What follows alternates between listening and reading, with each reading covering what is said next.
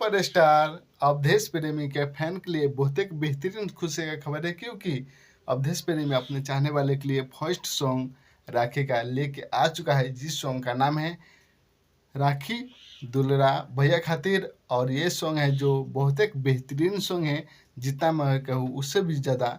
तो आप सब इस गाना को देखना और सुनना चाहते हैं तो अभी आप सब जाइए यूट्यूब पर सर्च कीजिए अवधेश प्रेमी पर्सनल यूट्यूब चैनल, उस पर जाके आप सब इस गाना को देख सकते हैं और सुन सकते हैं कल सुबह।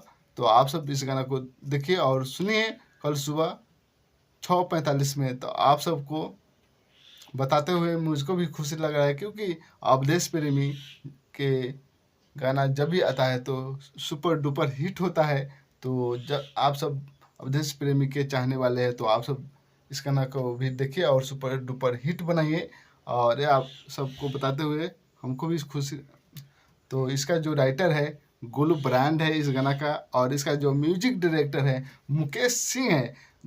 तो आप सब इस गाना को देखिए और सुनिए अवधेश प्रेमी पर्सनल यूट्यूब चैनल के माध्यम से कल सुबह। भोजपुरी के नए नए अपडेट लेना चाहते हैं हमेशा सबसे पहले, तो आप सब इस चैनल को भी सब्सक्राइब करके रखिए। हमेशा सबसे पहले आप सबके लिए मैं भोजपुरी के नए नए अपडेट लेके आता रहता हूँ आप सबके लिए।